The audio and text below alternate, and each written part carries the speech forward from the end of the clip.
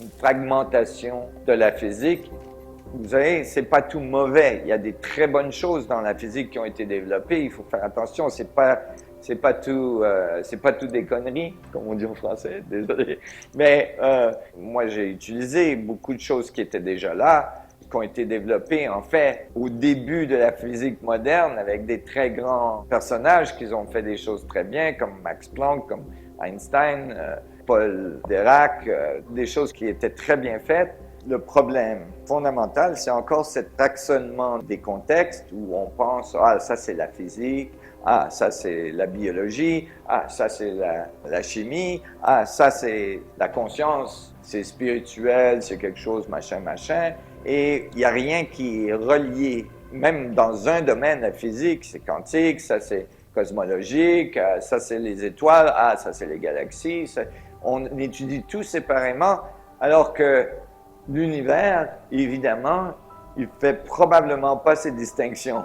Hein? L'univers, il fait pas, moi je fais de la physique, là, et puis là, la biologie, c'est complètement différent. Évidemment pas. Et puis là, la conscience, c'est complètement différent, c'est pas relié. Et puis les atomes ne sont pas reliés aux univers, mais les univers sont faits d'atomes. Les grosses choses sont faites de petites choses, et évidemment, ils doivent être reliés. Évidemment, si les grandes choses sont faites de petites choses et qu'il y a la conscience entre les deux, avec les humains, il y a des planètes, il y a des soleils, c'est tout relié. Hein, la biologie, ça doit être lié à la physique, tout ça. Et clairement, quand la matière s'organise avec des niveaux d'organisation assez élevés, le système qui a organisé cette entité peut devenir conscient d'elle-même.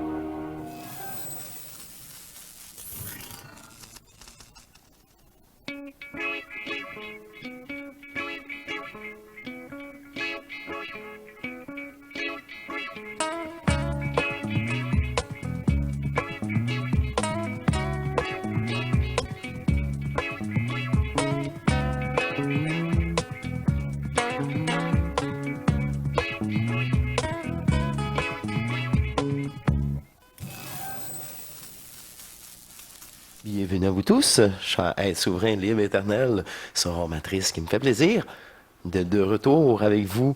Oh, c'est une émission spéciale. C'est un genre, encore une fois, un genre de documentaire. Vous avez vu la présentation du scientifique. Je sais pas c'est quoi son nom, mais il est très reconnu. Ceux qui c'est important, ils vont savoir, ils vont le reconnaître.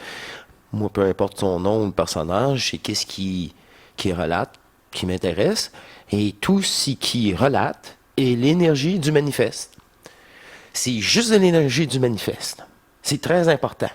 À un moment donné, même, il va atteindre l'éther, puis là, là-dedans, lui, il associe quasiment le vide à l'éther. Non, ben non, du gros Bernard, ça aussi, encore. C'est du Bernard de Montréal. La distinction, l'éther, c'est pas le vide. Fait que je vais laisser place à un genre de documentaire, encore une fois, mais c'est vraiment son vécu à lui. C'est un genre de témoignage personnel de sa compréhension de l'énergie de la manifestation. C'est vraiment ça. C'est vraiment sur plusieurs sujets, mais tous des états différents, vous le savez, des états de densité, des états de conscience qui viennent avec le niveau de densification de la matière jusqu'à l'éther, que là, il n'y a plus de matière, mais encore des consciences fragmentées. Fait que c'est pas le vide. Alors, tout ce qui relate, c'est de l'énergie. Ici, la boule de Dyson, quand j'ai vu ça tantôt, je dis « Wow! C'est exactement ça, le plus et le moins. » Tu sais, faire ce que la matrice fait. Elle fait ça. Elle nous siphonne l'énergie. Mais restituer votre énergie. Avec votre signature, ça va se faire automatique. Ça se fait automatique. Une fois qu'il est dépolarisé, l'énergie revient. Une fois que le chantage, l'égrégore est dissous, ça vous revient. À votre sommeil, peu importe. La conscience, elle, son rôle, c'est plus de se fragmenter, puis, OK, c'est le fun, hein, s'écouter. Wow! Puis retrouver ses réponses. très personnel, à chaque jour. Alors, je vous laisse pour un moment. Je vais faire cette grande découpe. Parce que oui, il y a encore beaucoup de découpes. Parce que le monsieur, il fait encore un peu de projection. Il aimerait ça utiliser l'énergie du vide pour la nouvelle Terre. Comme un peu Tesla, il voulait faire ça. Là. Morgan, il a dit hey, là, si t'as demande d'électricité, je vais le mettre où mon compteur? C'est ça, ce gros gras-là, là, gros sale, là. Oh, ouais, capitaliste. Là. C'est. Hey, je veux faire l'argent, c'est pas bon. Tu sais, ça a changé l'humanité au complet avec un salaud comme ça. C'est ça. Faut pas être surpris après qu'il ait été vandalisé, brûlé, détruit maintes et maintes fois. C'est laboratoires à Tesla. Alors, je vous laisse sur ce documentaire. Je vous reviens un petit moment juste pour vous avertir des prochains propos. Bonne écoute. À bientôt. Donc, c'est clair que c'est un système négantropique. Si on regarde que la biologie, on voit les choses qui s'organisent, non pas les choses qui se désorganisent. Et donc, ça va contraire au concept des théories de physique qui disent que tout est aléatoire, que tout se désorganise et tout ça. Mais évidemment, si les choses se désorganisent, c'est parce qu'ils étaient organisés à un moment donné.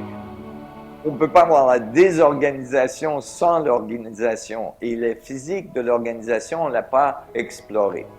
Et là, j'ai trouvé des évidences et des concepts qui montrent que l'organisation, ça vient de l'information dans un champ d'information qui est présent partout et qui crée des retours d'information. Et dès qu'on a un retour, comme les équations fractales, on a la possibilité d'avoir des très grands niveaux d'organisation très rapidement.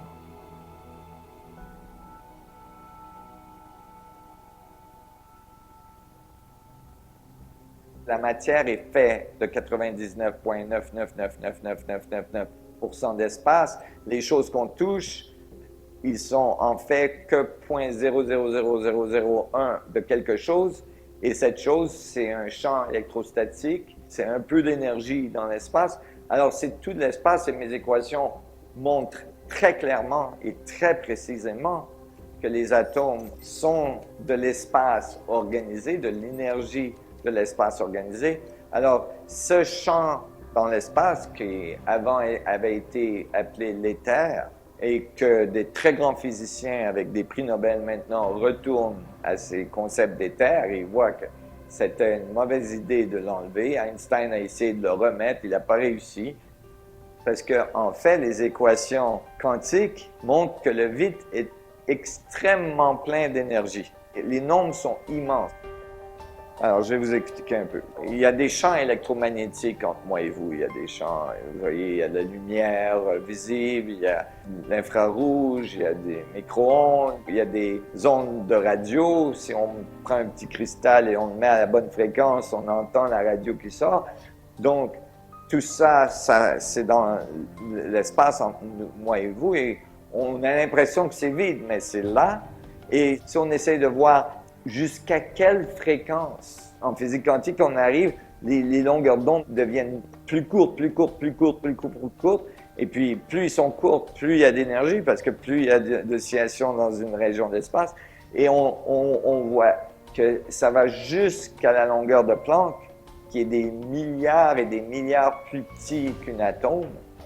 Et quand on calcule combien d'énergie, donc, dans les champs électromagnétiques, dans la structure de l'espace au niveau quantique, on trouve des nombres pas possibles. C'est plus que la masse de l'univers dans un centimètre cube d'espace. Alors, même en physique standard, on sait que le vide n'est pas vide. Juste comme votre signal sur votre portable, il prend des ondes électromagnétiques pour communiquer, vous pouvez aller sur Internet, tout ça, mais vous ne les voyez pas les ondes, vous ne les sentez pas les ondes, vous ne savez pas. Alors, la seule chose qui vous dit que ces ondes sont là, c'est parce que votre portable, il fonctionne. Mais il n'y a pas de portable qui utilise les ondes à la fréquence de Planck parce que c'est tellement petit, c'est des milliards de fois plus petit qu'un atome. On n'a aucune référence pour ce qui se passe à ce niveau-là et on pense, en général, on l'ignore, même si on fait de la physique et les nombres sont très grands. Alors quand ils ont découvert ça il y a presque 100 ans, ils se sont dit ça, on va dire que c'est aléatoire, c'est de l'énergie aléatoire, il n'y a rien à faire avec ça, ça n'a rien à faire avec la matière et on l'ignore. Et c'est ce qu'ils ont fait, c'est ce qu'ils ont enseigné. En général, même les étudiants avec des doctorats en physique, ils n'ont pas été enseignés, ils n'ont pas eu un cours sur l'énergie du vide. Et c'est que très récemment que des grands physiciens, par exemple Frank Wilczek, qui a un prix Nobel en physique, qui a fait une conférence en 2017, d'après moi, c'est la plus grande présentation en physique, la plus importante dans les 100 dernières années, qui s'appelle La matérialité du vide, où il discute qu'on n'aurait jamais dû enlever l'éther, que Einstein s'était trompé, et puis ça, il faut avoir du culot pour dire ça. Mais Einstein, il s'est repris après, mais il n'a pas réussi à en convaincre les autres de remettre l'éther dans les théories. Et que maintenant, il faut comprendre que dans sa conférence, vous voyez, un prix Nobel en physique nous dit que nous sommes des enfants de l'éther.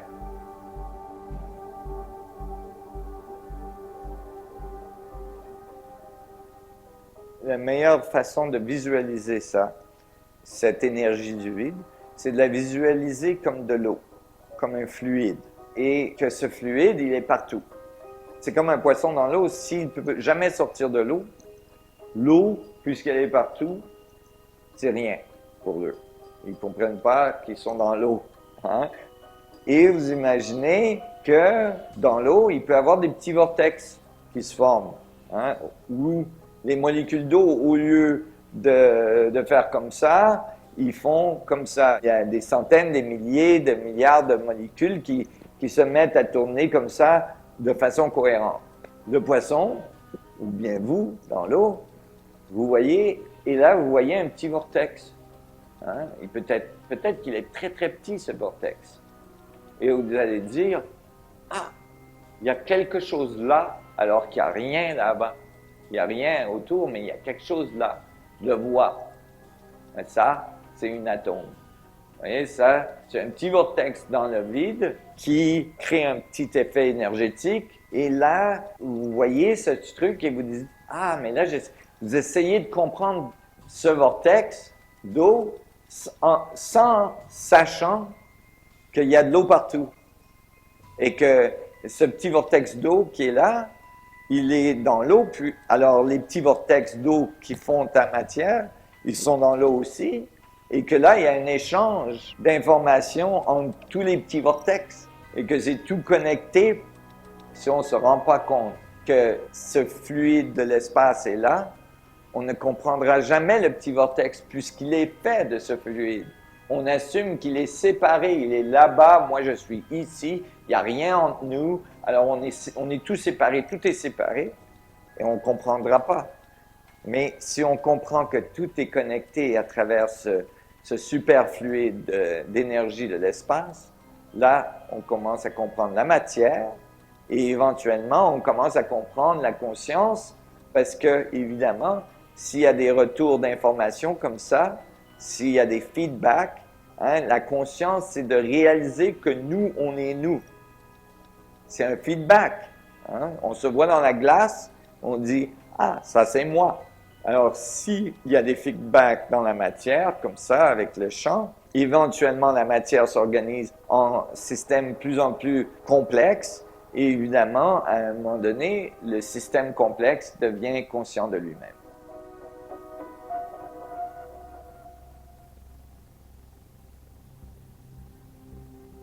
Le concept que le cerveau crée la conscience, je pense, est incorrect. Ou que la conscience est à l'intérieur de nous, aussi, je pense, est incorrect. Je ne pense pas que la conscience, ça soit, comme on l'a décrit en ce moment dans les théories standards, un épiphénomène du cerveau qui échange des minéraux entre les neurones.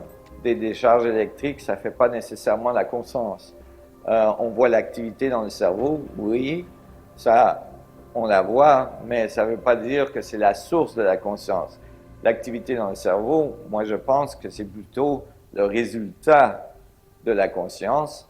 Et le cerveau et les systèmes biologiques, c'est-à-dire le cœur qui bat, votre estomac, toutes les choses de votre corps, ils agissent comme une antenne quantique, fractale. D'ailleurs, on utilise les antennes fractales dans vos portables et tout ça parce qu'ils ont une capacité d'avoir beaucoup de réseaux. Donc, votre corps est comme une antenne vivante qui s'ajuste à des stations comme une radio, dépendant de votre état émotionnel. On sait que le battement de votre cœur, votre respiration, la façon que le sang passe dans vos veines, et que tout ça, c'est comme un rythme, une oscillation d'une antenne cristalline qui capte de l'information de la structure du vide.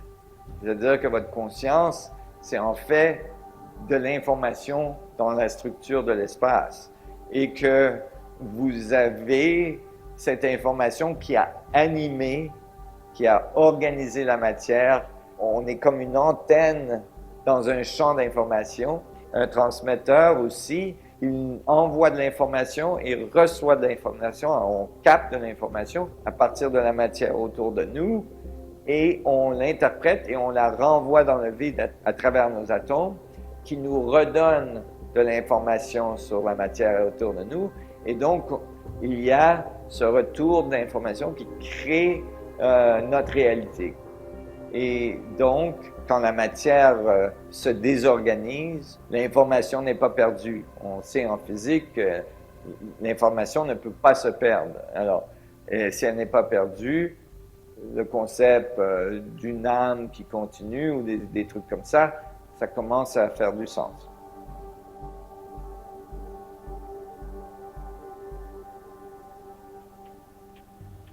Pour l'espace-temps, il y a un problème. Premièrement, le concept inclut le temps. Mais c'est quoi le temps?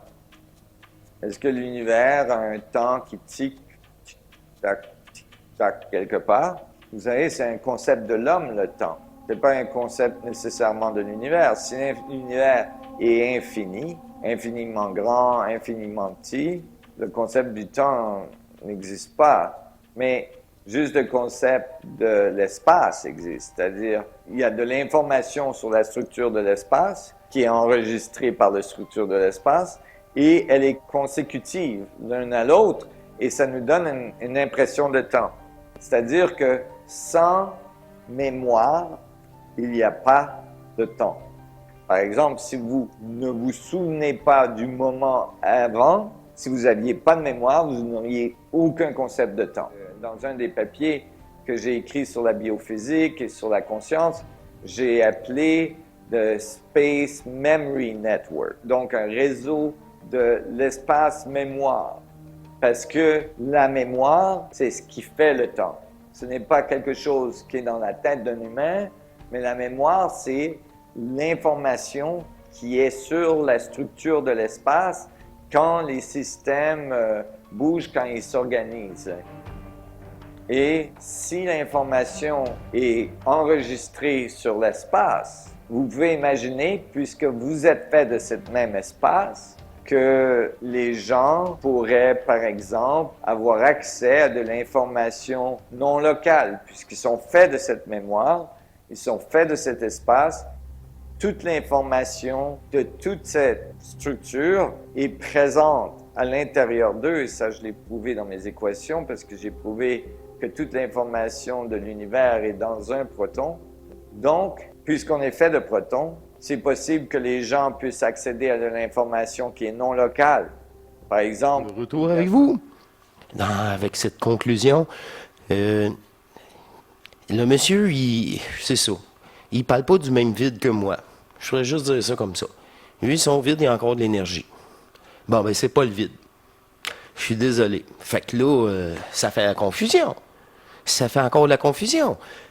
Tout ce qui relate, c'est le manifeste, encore une fois. Fait que c'est correct, là.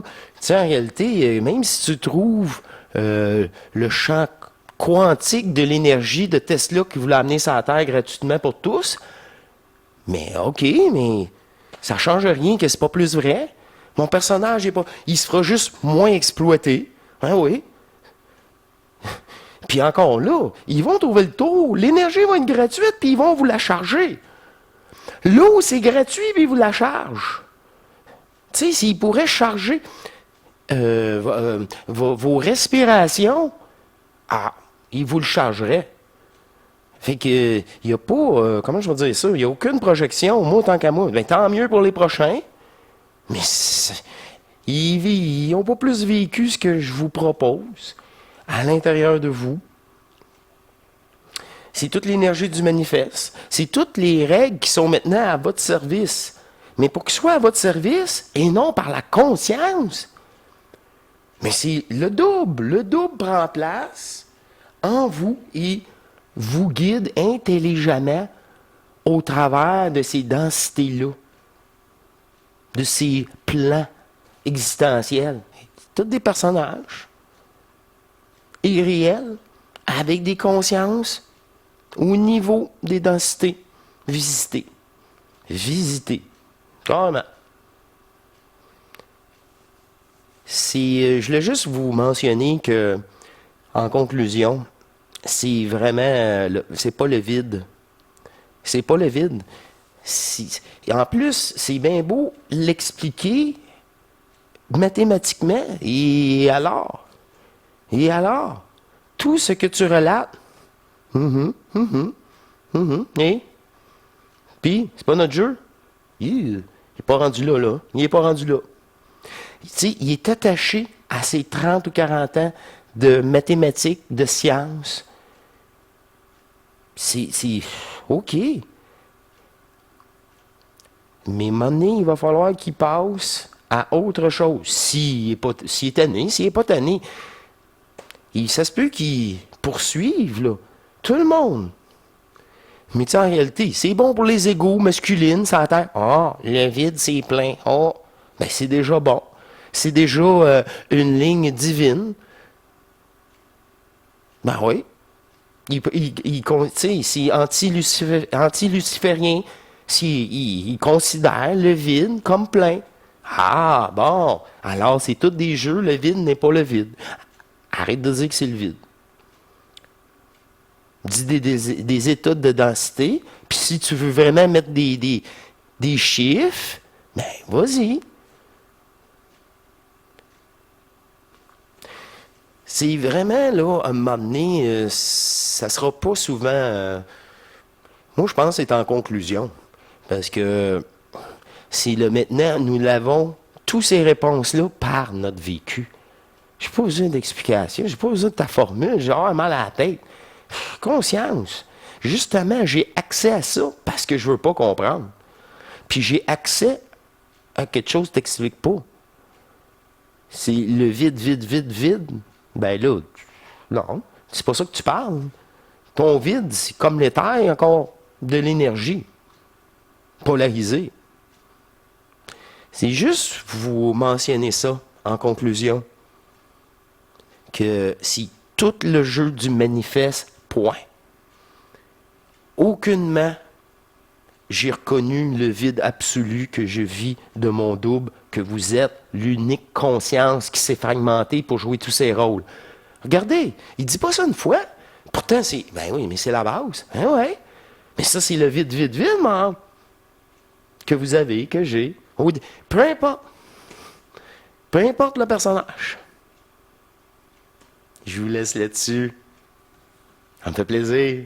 On se revoit bientôt. Une émission régulière. Un tête-à-tête. Ça, j'aime ça. Vous et moi. Dans l'énergie. Au-delà du personnage. Ou que je veux pas la compréhension du monsieur. D'ailleurs, c'est ça. Avant, moi, j'étais friand de ça. Moi, d'après moi, c'est pour les nouveaux. Tous ces documentaires-là, c'est pour les nouveaux. Les rassurer. Pour qu'ils passent à autre chose. Pour nous, ça reste très sympathique. On l'a vécu. Ça fait plaisir. Je vous dis à la prochaine. Pour une prochaine émission, une régulière. en tête à tête, j'aime bien ça. Et je réponds toujours à vos questions. Et encore comme aujourd'hui, disponible. Ça, c'est le fun. Ça a fait ma journée. Ça a fait ma journée. Et je vais aller faire le petit montage vidéo que je vous propose. Je vous remercie. À la prochaine et au plaisir. Au revoir.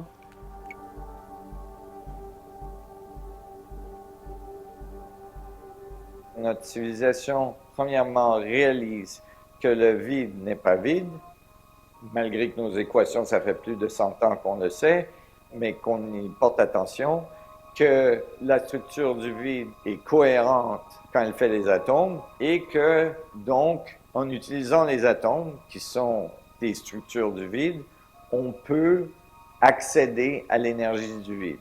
Et évidemment, ça amène des technologies incroyables à notre civilisation, la possibilité d'extraire de l'énergie presque infinie d'un centimètre cube de vide, la possibilité de créer la courbure dans la structure du vide pour contrôler la gravité.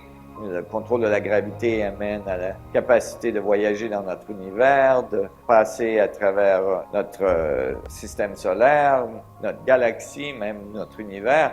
Il y a des choses incroyables qui peuvent se développer.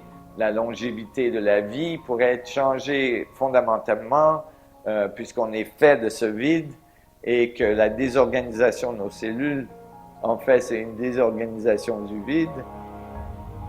Si on commence à faire l'engineering du vide et on est capable de le contrôler, on pourrait faire des choses que l'on ne peut pas imaginer aujourd'hui, incluant créer la matière directement à partir du vide. Et là, vous voyez, le concept des replicators dans Star Trek et tout ça, ça devient possible. Ces concepts du vide qui est plein, ils étaient dans beaucoup de civilisations autour de la Terre. Puisque nos consciences changent et on veut de la technologie qui est plus harmonieuse avec notre environnement, cette technologie a la possibilité d'émerger. Est-ce qu'il y a assez de changements de conscience sur notre planète pour que cette technologie émerge, qu'elle sorte, qu'elle puisse être accessible aux gens? Ça dépend s'il y a assez de gens qui changent assez vite, on y arrivera. C'est important pour les gens, surtout les gens qui sont plus conscients de ce qui se passe, qu'ils ne tombent pas dans les théories plus négatives que les gouvernements, que les entreprises ont kidnappé l'humanité, en fait, et tout ça. Il y a beaucoup de choses qui sont vraies là-dedans. Mais si on se fixe là-dessus, en fait, on participe à cette négativité. C'est important de ne pas devenir ce qu'on combat, c'est-à-dire on ne peut pas changer ce système en faisant la même chose que ce système a fait. Si on devient aussi négatif qu'eux et qu'on les combat de cette façon, on en arrive au même point. Ça n'aide pas. Il faut rester positif en restant conscient de ce qui se passe, sans l'ignorer. Il faut avoir cette joie de vivre, cette ouverture, cette positivité, parce que la négativité, elle, se détruit par elle-même. On n'a pas besoin de la détruire, elle se détruit par elle-même.